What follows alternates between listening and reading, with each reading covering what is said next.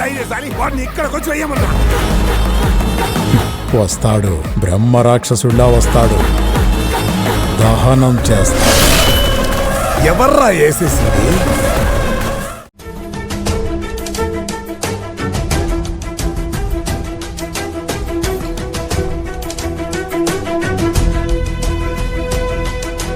వెళ్ళొస్తాం అంకుల్, వెళ్ళొస్తాం ఆంటీ. ఏమిటి బాబు ఇది? ఇన్నాళ్ళు ఉండి సరిగ్గా పెళ్లి పెట్టుకునే సమయానికి ఊరెళ్తానంటున్నారు. వెళ్ళొద్దన్నా వినడం లేదు.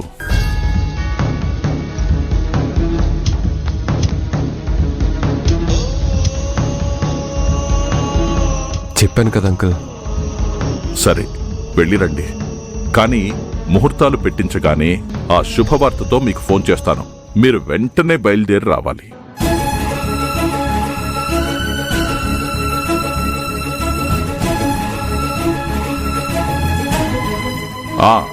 ఆ తర్వాత బంధువులు, ఉద్యోగం ఎప్పుడో వస్తామనే మాట ఉండకూడదు.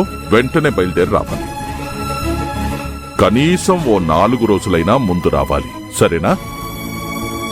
సరే అంకుల్. Okay uncle. ఆరాధ్య, తాతయ్య,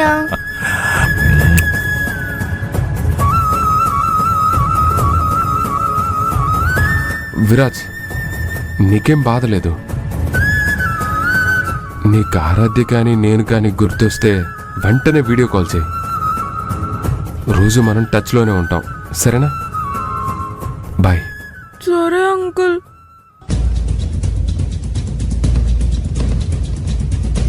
బాగా చదువుకోవాలమ్మా.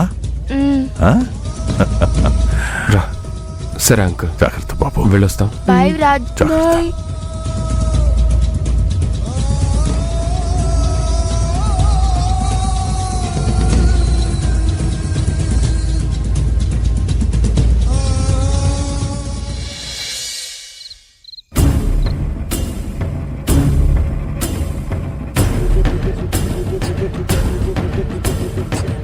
ఇదిగో మొన్న నువ్వు నీ కొడుకు మిథునాళ్ళ ఇంటికి కలిసి వచ్చారు కదా, అక్కడేమైనా సుబ్బారాయుడు బావతో కట్న కానుకల గురించి మాట్లాడి సచ్చారా ఏంటి? అబే లేదండి, మీకు తెలియకుండా నేనెందుకు మాట్లాడతాను? ఇప్పుడు పెద్ద కూతురు ఎలాగూ లేదు కదండి. ఉన్నది ఒక్కతే కూతురు కదా, ఉన్నదంతా కూతురికే కదా. ఎందుకులే అని నేను ఆలోచన చేయలేదండి. మంచి ఆలోచనే చేసి చచ్చావు గాని మనం ఏ ఆలోచనతో ఉన్నామో బావకి చెప్పి చావాలి కదా. బావగారు అనవసరంగా పెళ్లి ఖర్చులేం వద్దండి, ఆర్భాటాలు హంగులు బొంగులు లేకుండా సింపుల్గా చేసేద్దామండి అని చెప్తేనే కదా మనం ఏ ఆలోచనతో ఉన్నామో అర్థమవుతుంది. అది నిజమేలేండి. ఒకసారి అలా ఆర్భాటం హంగులతో మొదలు పెడితేనే పెళ్లి ఆగిపోయింది. కాబట్టి సింపుల్గా వెళ్లడమే మంచిదండి. కానీ మధ్యలో కాని అని చచ్చావేంటే? మనోజ్కి ఇలా చెప్తే ఒప్పుకుంటాడో లేదో. ఎందుకు ఒప్పుకోడు? వాడికి కావాల్సింది ఆ పిల్లతో పెళ్లి కాని హంగులు ఆర్భాటాలు కాదు కదా.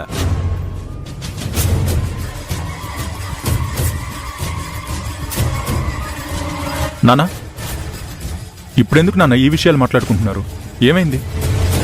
ఏమై చావలేదులేరా, నేను మీ అమ్మ ఖాళీగా చచ్చాం కదా, చర్చించుకు చస్తున్నాం. నువ్వేమంటావో చెప్పు. నేనేం అనుకోలేదు, అనను కూడా. మీరేమైనా ఆలోచిస్తే మిథున గురించి ఆలోచించండి. ఏదైనా సరే తనకి నచ్చాలి, తనకి నచ్చితే చాలు. నాకు కావాల్సిందంతా తను నొచ్చుకోకుండా ఉండాలంతే.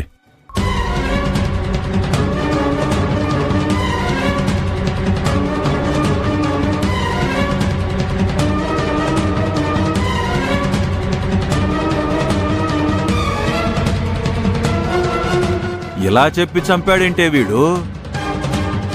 అయినా ఆ పిల్లంటే ఎందుకంత పిచ్చి వీడికి? ప్రేమ పిచ్చండి. ఈ పిచ్చి వల్లే కదా మనకి పిచ్చెక్కిస్తున్నాడు వీడు.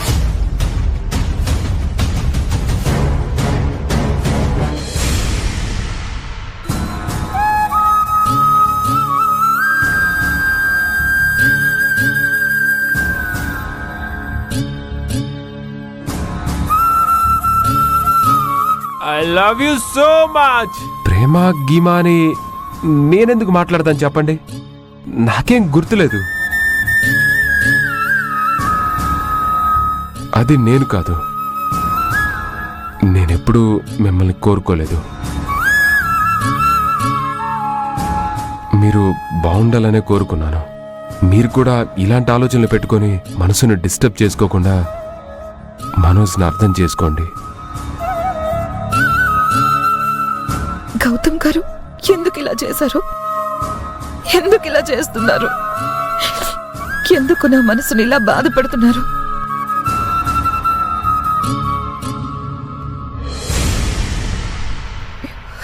మమ్మీ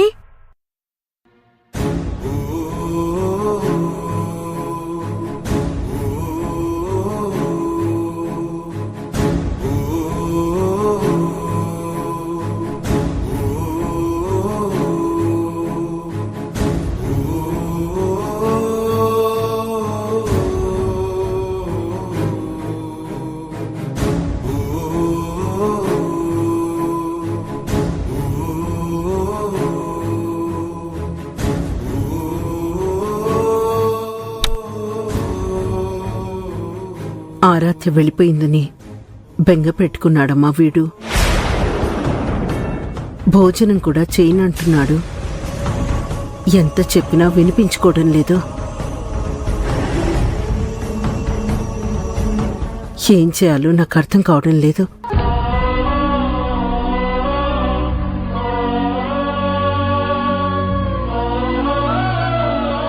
అమ్మా,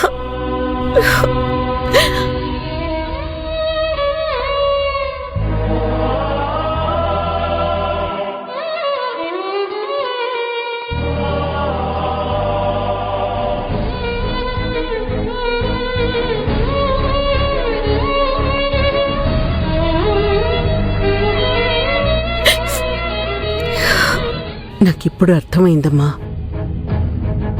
విరాజ్ పైకి చెప్పుకొని బాధపడుతున్నాడు, నువ్వు లోపలే దాచుకుని కుమిలిపోతున్నావు కదూ. గౌతమ్ గారు ఇంత నిర్దాక్షిణ్యంగా వెళ్ళిపోతారని నేను ఊహించలేదమ్మా. ఆయన ఇంకో వారం రోజులైనా ఉండుంటే నా మనసుకి బాధ ఉండేదే కాదు. నిజమే, కానీ పోయిన సమయం తిరిగి రాకపోవచ్చు. కానీ ఈ సమయం అయితే ప్రస్తుతానికి నా చేతిలోనే ఉందిగా. నేనే ఏదో ఒకటి చేయాలి.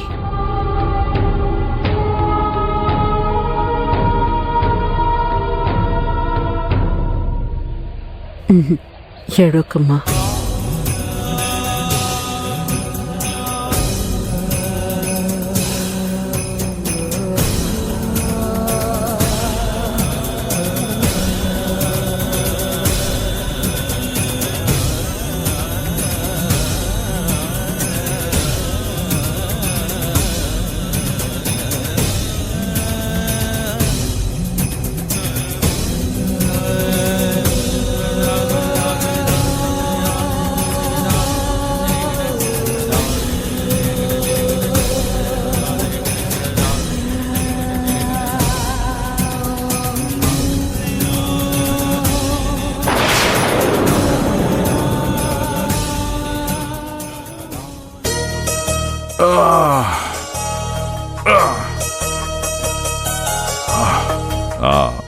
అవును, విరాజ్ ఇంకా మిథున తిన్నారా? తినేశారండి. నువ్వు కూర్చోకపోయావా? పర్లేదు, తర్వాత తింటాను. మీకు వడ్డిస్తున్నాగా. చాలు చాలు చాలు. ఎలా చెప్పాలి ఈయనకి? ఇప్పుడు చెప్పాలా వద్దా? ఎప్పుడైనా చెప్పాల్సిందే. పైగా సమయం లేదు. చెప్పేస్తాను.